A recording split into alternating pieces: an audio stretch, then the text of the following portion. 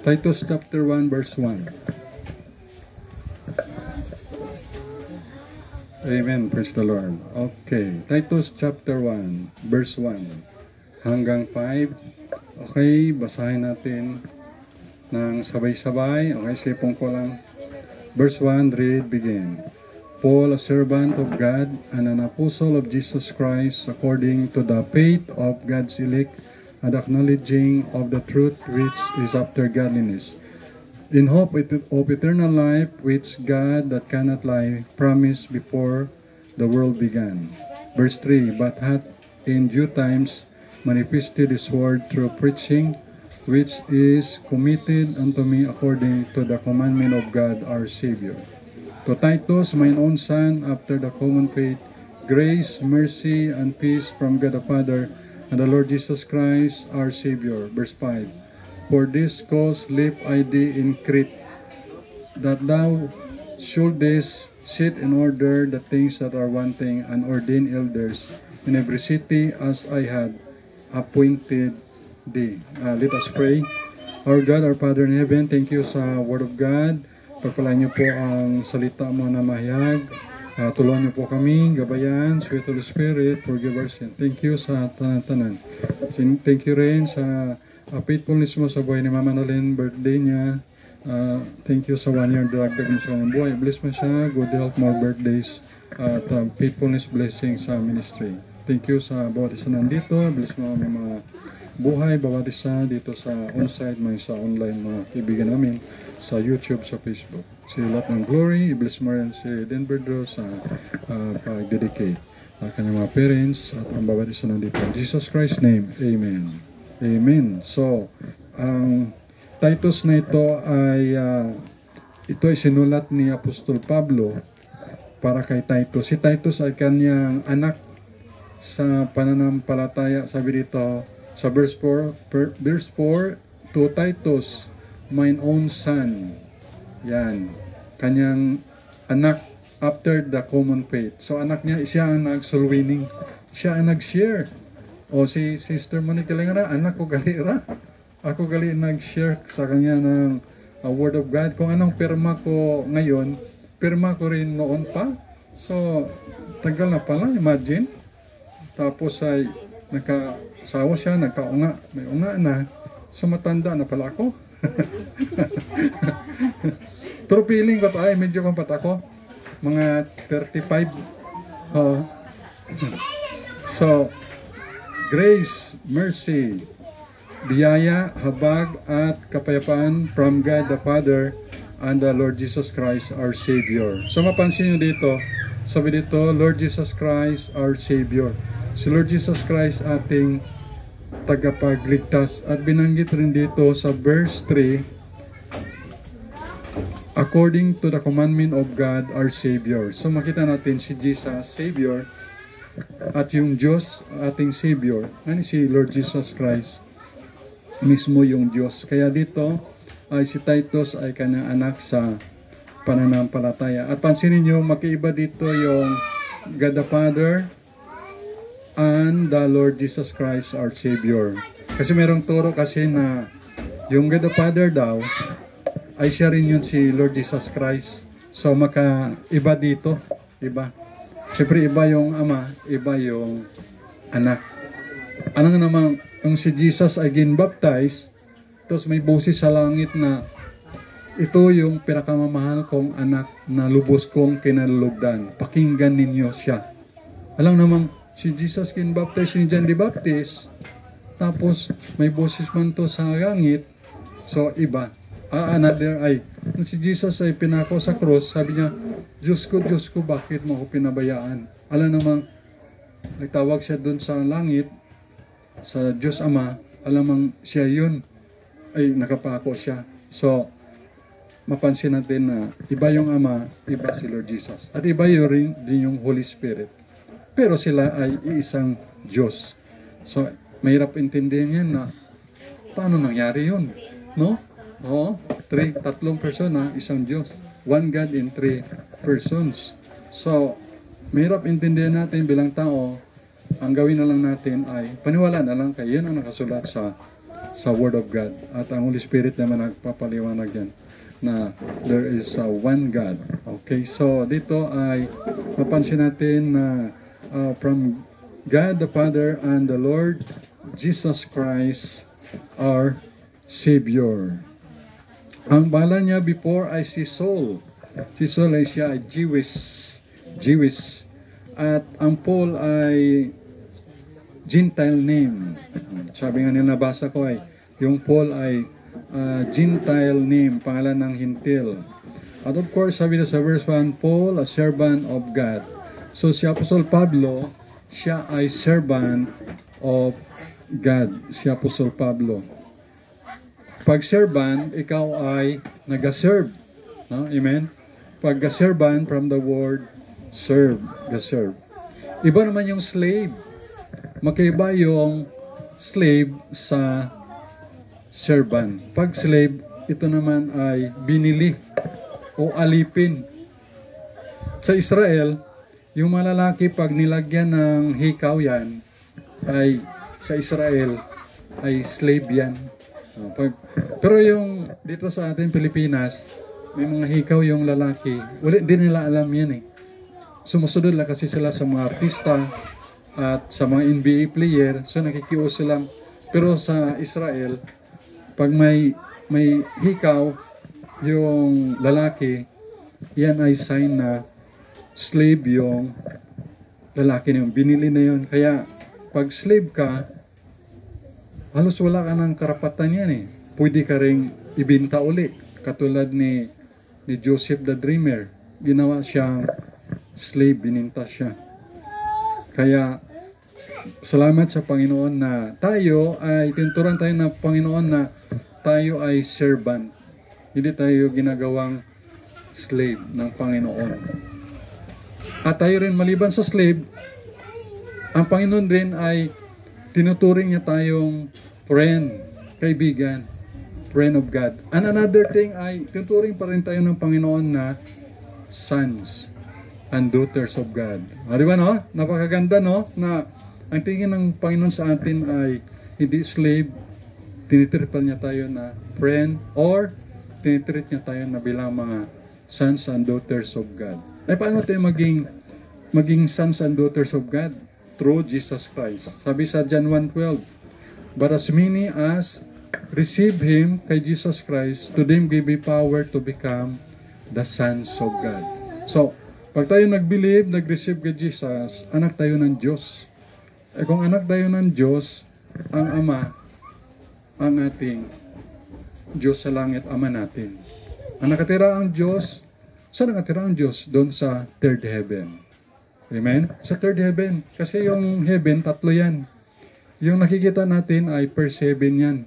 Kaya sabi ng sa Bible sa James chapter 5 verse 18, hindi ako magkamali, James 5:18, the heaven that give rain, ang langit na nagbigay ng ulan. James 5:18. James chapter 5, sa book of James chapter 5 verse 18. And he prayed again, and the heaven gave rain, and the earth brought forth her fruit. Yan. So, ang langit na nagbigay ng ulan. Kaya nga, sabi, ibon sa langit, the heaven that give rain. Yun ang verse 7. At yung second heaven, sa Matthew 24:29, the stars fall down from heaven. Yung star ay nahulog sa langit. So, yun yung second heaven. Ang second heaven ay Milky Way, galaxy, star, moon, outer space. So, may nakarating na ba? Totoo ba yung nakarating na talaga sa moon sila Armstrong? Totoo ba yun? Totoo talaga yun?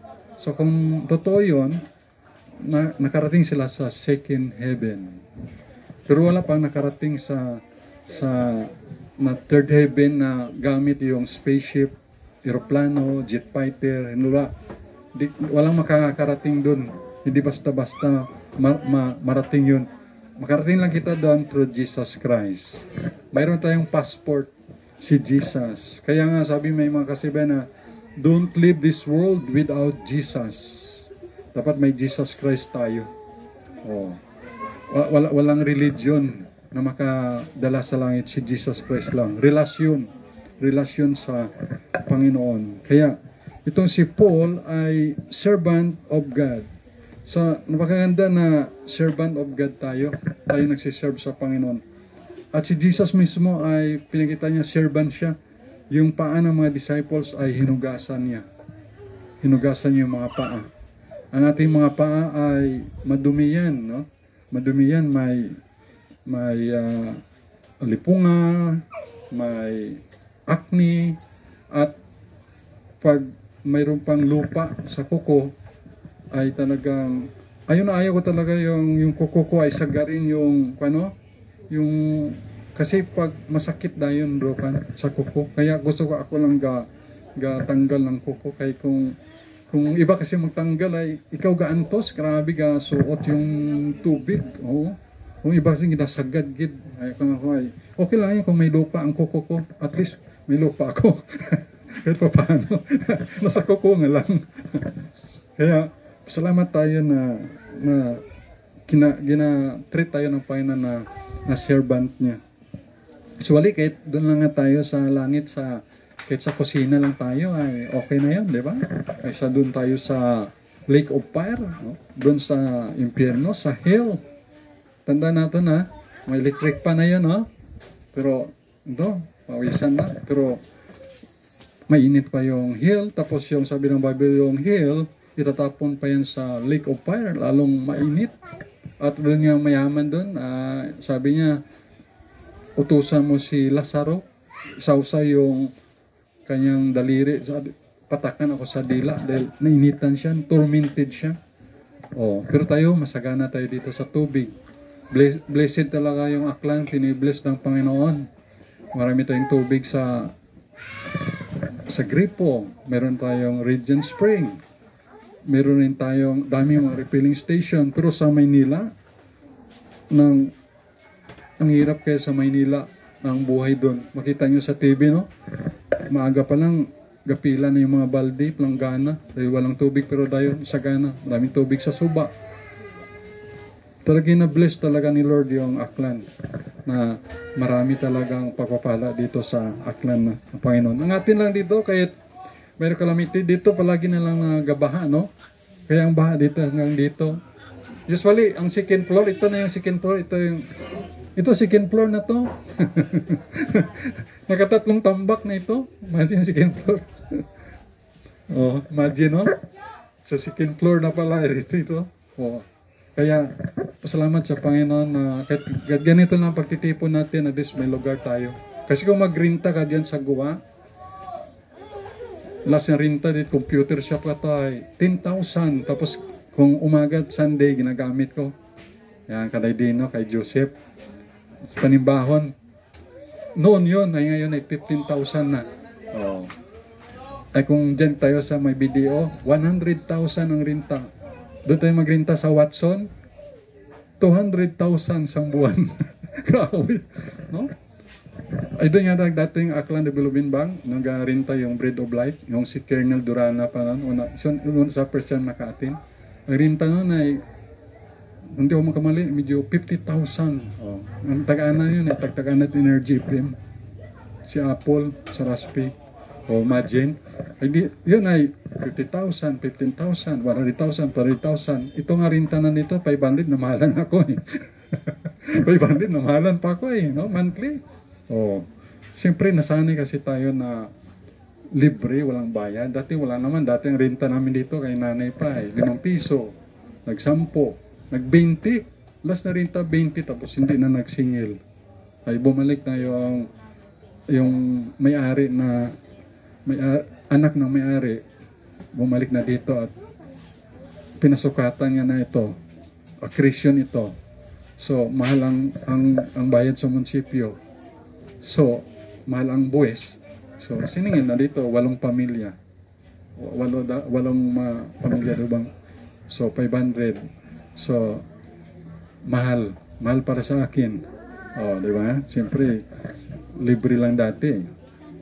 Pero, katulad ni Jesus, hindi natin isipin na libre lang yung kaligtasan. Binayaran yun ni Jesus Christ ng kanyang buhay. Kala natin ay, oh, libre. Tanggapin mo lang si Jesus, mag-believe ka lang Jesus, save ka na. Totoo ba yan, Pastor? Oo, sa Bible yan. John 3:15, whosoever believe in Him, in Jesus, will have eternal life. At ang John 3:16, for God so loved the world that He gave His only begotten Son, that whosoever believe it in Him should not perish, hindi mapamak sa impyerno, but have everlasting life. Oh, libre yan.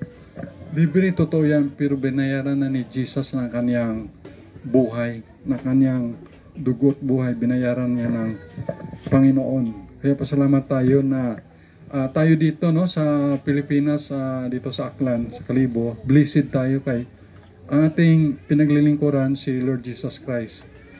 Bakit tayo naniwala kay Jesus, di man natin nakita si Jesus? Bakit ka naniwala sa Diyos, di mo nakita ang Diyos? Tanong, nakikita mo ba ang hangin? Hindi. Ba't ka naniwala may hangin? Diba? Naniwala tayo na may hangin. Pero, hindi natin nakita yung hangin. We believe na may hangin, pero hindi natin nakita. We believe also na mayroong Diyos, pero hindi natin nakita. Diba? We believe God, pero hindi natin nakita. Oh. So yun ay by faith kasi yan. So we believe in Jesus Christ.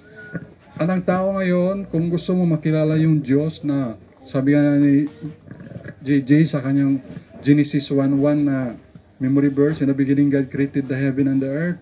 Para gusto mo makilala yung Diyos, dadaan ka muna kay Jesus Christ. Kaya sabi ng John 14:6, Jesus said unto him, I am the way. Si Jesus yung way, the truth, siya yung life. No man cometh unto the Father but by me, but by Jesus Christ. Para makilala natin yung God the Father, si Jesus Christ, dadaan na kay Jesus Christ. Ano kaya itsura ni Jesus Christ? Of course, ang itsura niya ay yung nakagisna natin sa Roman Catholic. Di tayo sure na yun talaga ang itsura ni Jesus. Ang sure lang natin, lalaki siya, may balbas siya. Kasi yan ang customary sa Middle East, Israel. May balbas. At sabi ng Bible, ginpa ng balbas niya, ginhugot, ginplak, nang ginakastigo imaw si Jesus. Yun sigurado tayo. At si Jesus ba ay stand out ang kanyang itsura pag tumindig sa mga karamihang lalaki? Hindi. Hindi ka stand out. Unlike kung patindugon mo na si Gabi Concepcion o si Dingdong Dantes ay stand out talaga. Pero si Jesus hindi ganun. Ordinary lang siya. Bakit? Hindi nga kilala ng mga Roman soldier kung sino sa mga disciples si Jesus.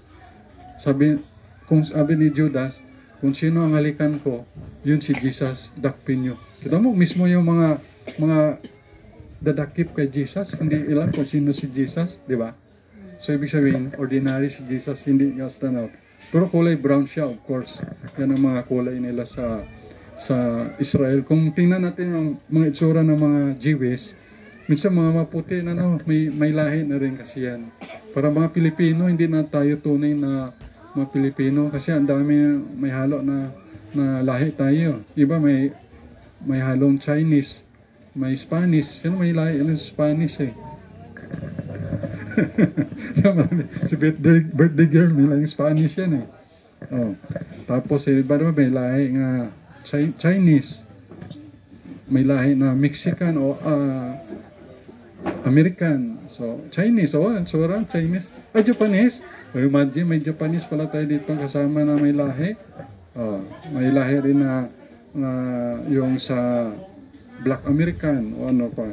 So, iba-iba na. So, praise the Lord na tinuturing tayo ng Panginoon na servant, friend, at saka mga sons and daughters. Katulad ni Paul, sabi niya dito, Paul as an apostle of Titus, Timothy at natinan. Paul a servant of God. Yan. Servant siya ng Panginoon and an apostle of Jesus Christ. Pag sinabing apostle, meaning it apostle ay they had been with Jesus. Alam niyo, ngayon wala ng apostle, tapos na yung apostle. Pero pag may mag-claim dyan na apostol imaw, hindi yan totoo. Kasi ang tunay na apostle ay they have been with Jesus. Si Jesus ay kanilang nahawakan at nakita. Katulad ng mga apostles na yun, they had been with Jesus. At si Paul, apostle rin. Kay si Jesus mismo nagpakita sa kanya. Si Apostle Paul, bago naging apostle siya, siya nga ay ginakuha niya yung mga believers, mga Christian, kanyang pinapabilanggo, sinasaktan, dinadakip, at ipabilanggo. At sabi ni Jesus, Saulo, Saulo, bakit mo ako pinag-uusig? Sino ka, Panginoon? Akong si Jesus na yung pinag-uusig. Mahirap sumipa sa tulis. It's hard to kick against the prick. Hanggang na convert siya, na-save siya. Kaya, nakita ni Jesus. Kaya yun ang meaning ng apostle. They had been with Jesus Christ. Kaya ngayon, pag may nag-claim na apostle siya, ay kanyan, false prophet yan. Kita mo, dun sa Mindanao, no? Kay Senior Aguila. Si Senior Aguila, naging Senior Maya na lang. Kasi, nadakip na siya at grabe ang kanyang bata ba? 23 years, so parang ang dami niya nang nadaya, no? Kulto. Dami niya nadaya, no? Imagine, 14 years old, 13 pa lang babae, o lalaki, 14. Match niya na, kasal niya na. At tapos bago maghulid sila, magkanimon, kana mo na mag one night. Grabe nga utok, no? Talagang bastos talagang pagkautak at iba na yun. At sa i-claim niya siya daw yung Ginoo. Kita mo, grabe. Anong tsura, medyo sininyo nga, no? Medyo si Senior Santonio, tsura, medyo tabatsinyo ba? Sininyo mulak, tsura. Pero imagine dami, kung sino para kulto, ang daming followers, tapos may mga private army na rin, no? Siyempre, basta may supported din ng mga politiko. At siyempre, gamitin din.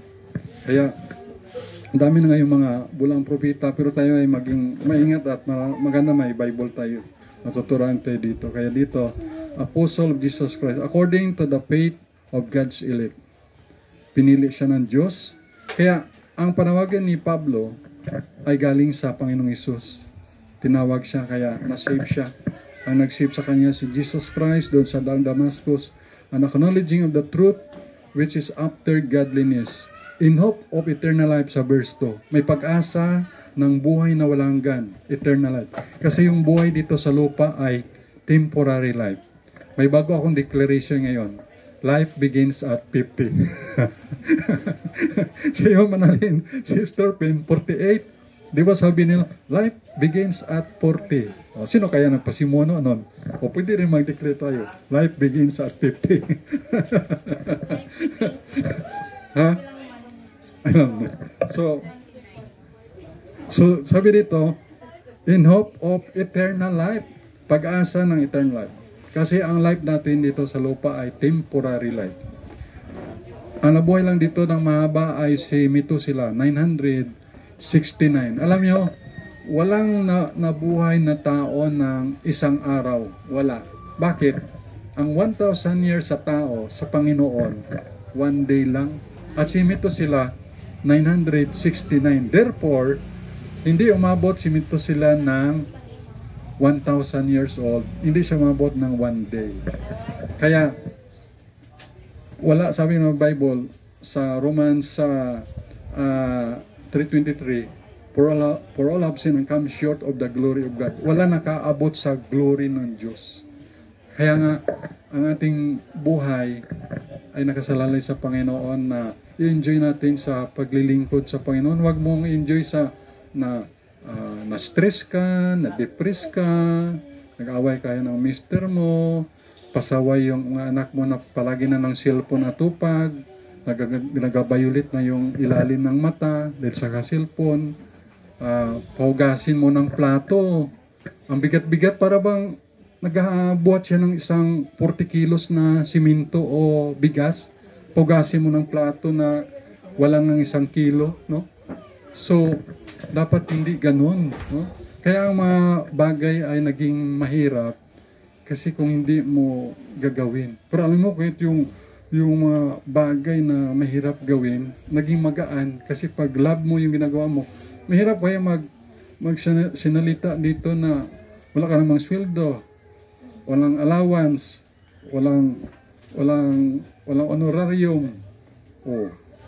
Tapos ay ng salita na salita. Pero kahit mabigat, maglinis ka pa ng CR, magwalis ka pa dito. Sobrang ibang yung people, sige sinilpon. Pero kita na yung pastor, yung pinanilig dito, nagabuhat ng gasol, nagakuan, pero yung ngayong people ay, sige sinilpon, what anahakat yun atong generation ngayon. Paano kaya kung mapatay na ako? Kaguoy na ro, masunod nga pastor, no? Ano na kaya, no? Kaya, kung ano nakita sa mga generation na Nayhide, ng Mili, si Sterpen, si Brad Edgar, kawawa talaga mga next generation na to kung ganito na mangyari sana, no? Na kaya meron tayo ngayong ating generation. Kaya, ano ba, yung buhay nila noon, ano yung yung sila noon, pag wait lang, ano yan? Wait lang. Pag ginautosan ay, wait lang, ano ba yan? Paniki, dapat ay gawin na kaagad, laging pan, Kaya, salamat tayo sa Panginoon na natuturoan tayo dito. Kaya dito, sabi dito ay may pag-asa ng eternal life. So, ang ating life ay temporary life. Kaya, huwag kang magpa-stress sa buhay dito sa lupa. At huwag ka rin mag-utang kung hindi mo kayang bayaran.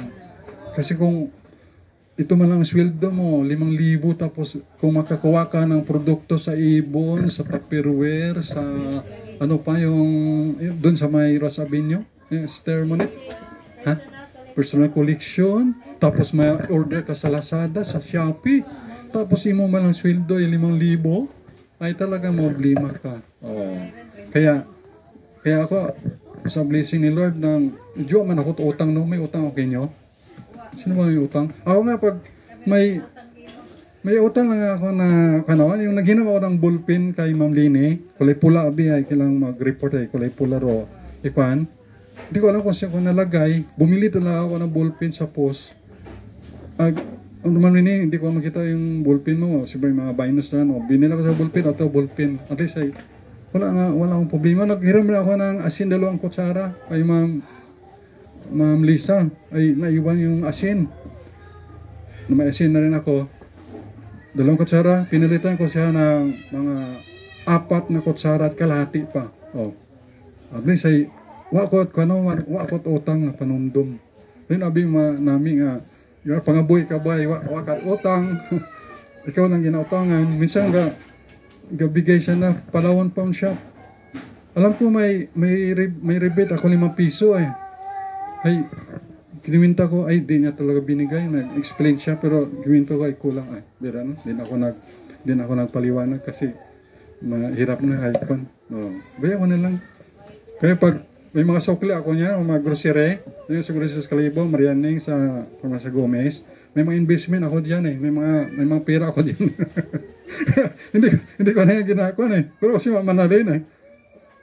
Kahit 10 centavo yan, kahit 25, kuha niya talaga. Pero ako pag may mga sobrang mga piso, pabayaan ko lang. Investment ko yan. Pero iba talaga pag nanay, no? Ayan. Kaya, it is more blessed to give than to receive. Nag-pre-request nga, mag-pray tayo na magkaroon ng sound system. Ay, may nagbigay. So, tipunan na natin ay makabili tayo ng mga quality na sound system. Mga 7,000 abiran ay. So, kulang pa ay tipunan na ito na makabili tayo. Hindi na pakilala kung sino siya eh. Ribbon Girl. Kadalasan si Ribbon Girl. Ito nga may nagbigay man ito eh. Si Ribbon Girl. Pero, yun nga, si Lord na lang ka na mag-reward. Hindi natin kilala. So, in hope of eternal life. Yan. Dito mabuhay tayo dito. Ako, mabuhay ako ng 120 years old. Ay, okay na sa akin, 120 years old. Basta, hindi ang magbagura ako nga lakas. Makaramag yapon man na ro, tsura, no? 120. Makaramag yapon, no? Makaramag yapon, tsura, 120 years old. Okay lang. At pagkatapos nun, meron na tayong eternal life in heaven. Sa third heaven. Which God that cannot lie. Na ang Diyos hindi pwedeng sinungaling. Promise before the world began. Ito ay pinangako na ng Panginoon bago pa magsimula ang sanlibutan. Imagine na wala pang world, wala pang tao sa world. Nag-promise na si Lord pala ng eternal life. Imagine that, sobrang advanced agad, no? Kita sa verse 2, in of eternal life, which God that cannot lie, promised before the world began. Wala ka pa, wala pa ako, wala pang sanlibutan, wala pa nakikita to, nag-promise na si Lord ng eternal life sa atin. Kaya pasalamat tayo sa Panginoon na meron tayong eternal life promise before the world began. Yan. 11:46 na. Sa sunod na lang yung iba. Kasi na tayo sa oras. Yan. So, ayop na meron tayong na-learn ngayon na mga bagay sa Panginoon. Pray kita. Our God, our Father in heaven, thank you sa iyong salita. Salamat po na kita namin sa buhay ng Apostol Pablo bilang servant mo, Panginoon, at apostol mo siya at ang paglilingkod niya sa iyo bilang niligtas mo siya at ang pagpahayag niya ng iyong salita. At salamat na mayroon kami pag-asa ng eternal life. At habang dito kami sa buhay na to, temporary life, ma-enjoy namin ang paglilingkod sa inyo, ma-enjoy sa pamilya, at ganoon ang Diyos ma-enjoy sa trabaho at sa mga vocation, at ganoon din o Diyos sa mga kaibigan namin at sa paglilingkod sa inyo higit sa lahat. At salamat, meron ka pangako ng eternal life before the world began. Salamat sa pag-ibig mo at sa bawat isa na nandito. Kayo po ang patuloy na magpala sa buhay ng bawat isa. Ito man ay sa spiritual, material, financial, maging sa kaligtasan, kung wala pang kasiguruduhan ng buhay na walang sa langit, yung sekreto lang ay naka Jesus Christ. Pagsampalataya sa Kanya ng buong puso, paghingi ng tawad at pag-believe kay Jesus as personal Lord and Savior. Thank you sa bawat nag-believe ay meron kang pangako ng buhay na walang hanggan. Pagpalaan niyo, Panginoon, ang pag-dedicate ngayon kay Denver, kay Pamauna. Ito aming dalang pasalamat pala na naming giving, maging sa trabaho ng mga anak, source of income, kayo magpala sa mga pangailangan din nila. At dito sa Panginoon sa gawain, kayo rin mag-provide. Thank you sa lahat in Jesus Christ's name. Amen. Amen. Okay. Praise the Lord. Glory to God. Okay, gawin natin si